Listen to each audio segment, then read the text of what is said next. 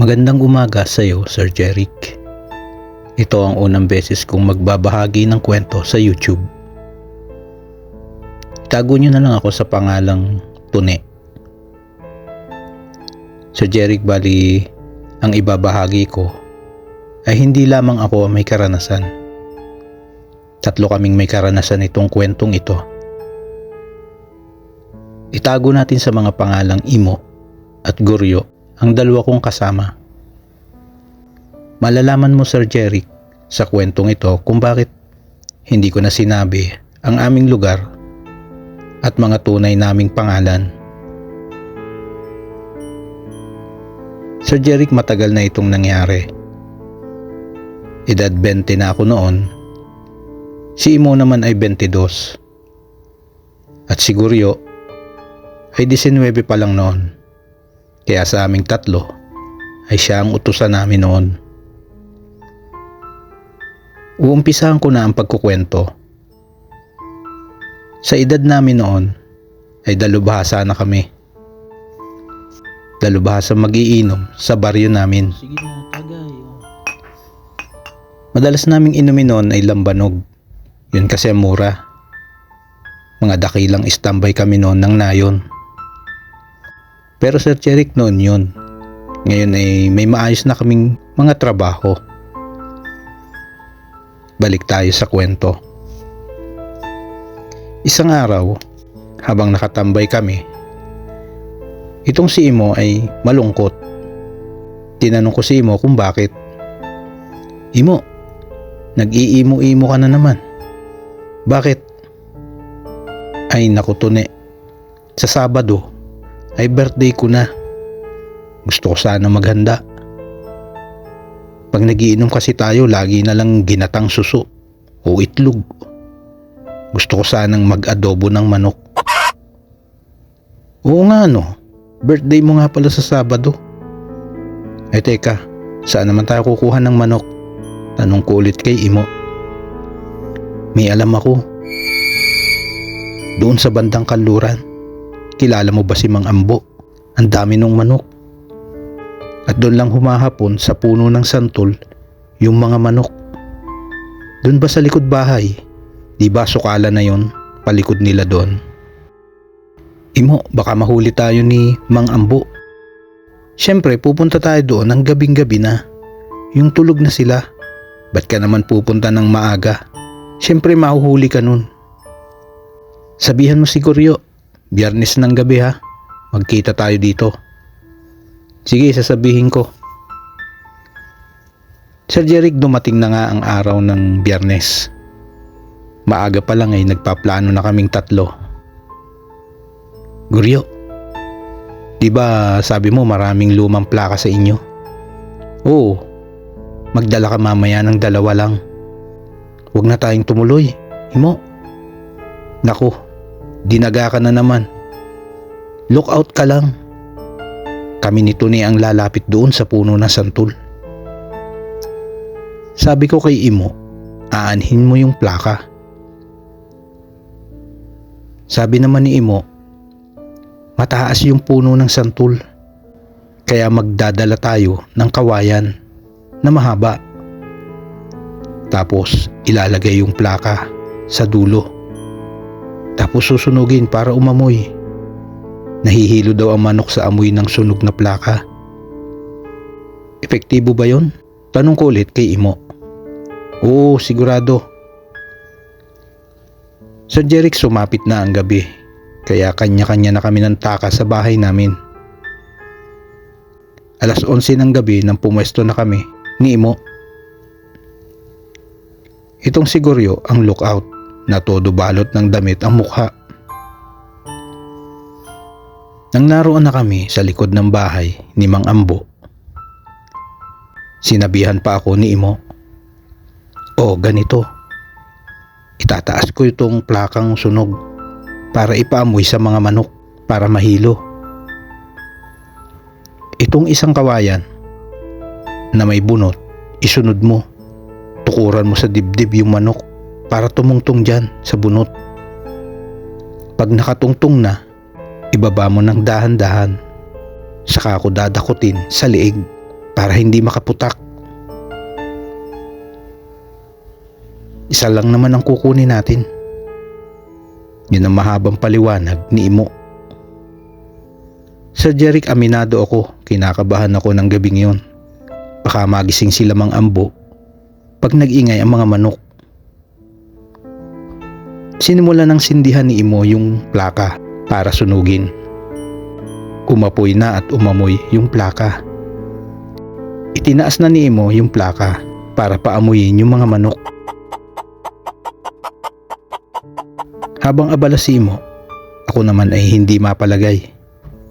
Panay naman ang sulyap ko sa bahay nila Mang Ambo dahil baka magising at mahuli kami. Sa pagsulyap ko ulit, napatingin ako sa bubungan nila Mang Ambo. Hindi naman mataas ang bahay nila Mang Ambo, kaya matatanaw mo rin kalang bubungan. Sir Jeric, may napansin akong gumalaw sa bubungan. Akala ko na malikmata lang ako, pero nang titigan kong mabuti,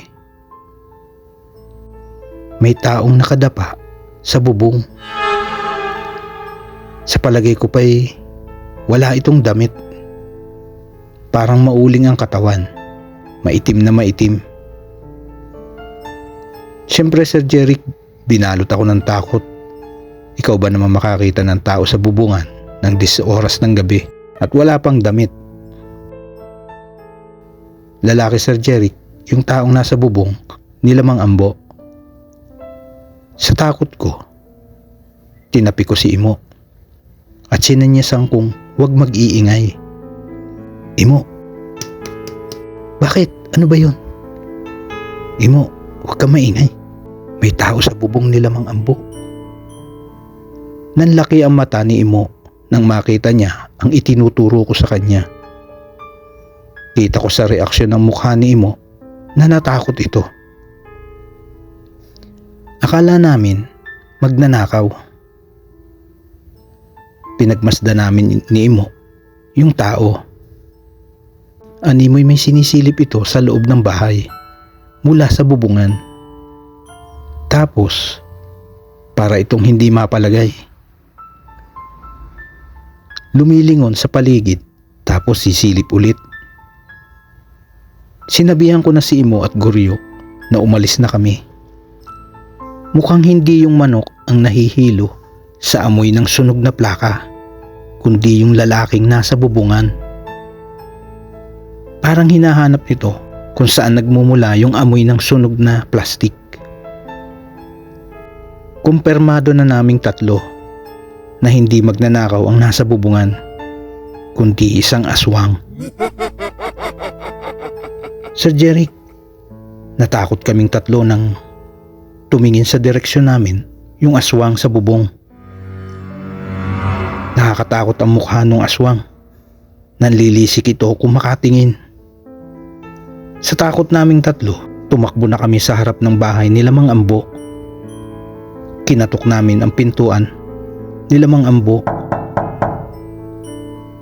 Maya-maya, nagbukas ang pinto. Sino kayo? Anong kailangan nyo? Tanong ni Mang Ambo. Sinenyasan namin si Mang Ambo na huwag maingay. Mang Ambo, may nakita po kaming tao sa bubungan nyo.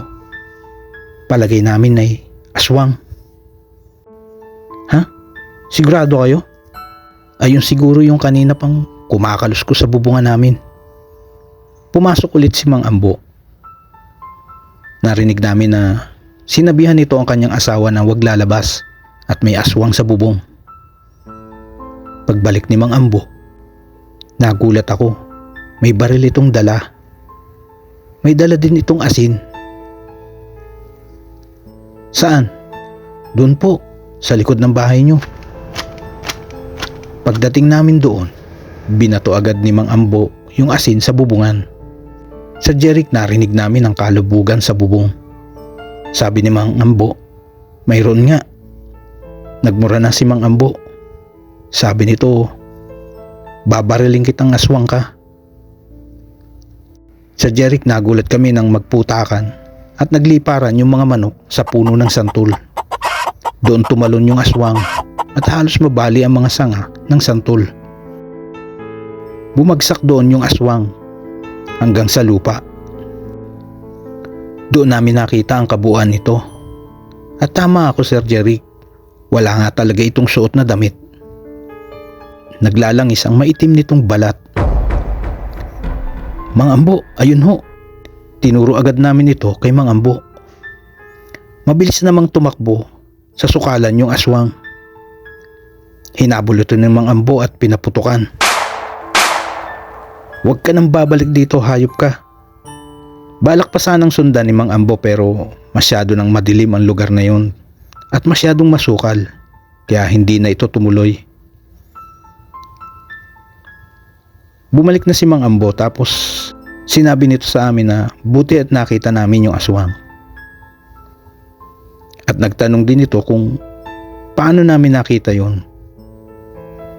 Sinabi na lang namin na naglalakad na kami pauwi nang napansin namin na may tao sa bubungan nila na akala nga namin nung una ay magnanakaw.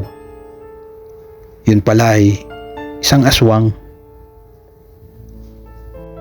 Sabi din ni Mang Ambo, kaya pala hindi makatulog ang asawa niya dahil naninigas at kumikirot ang tiyan nito.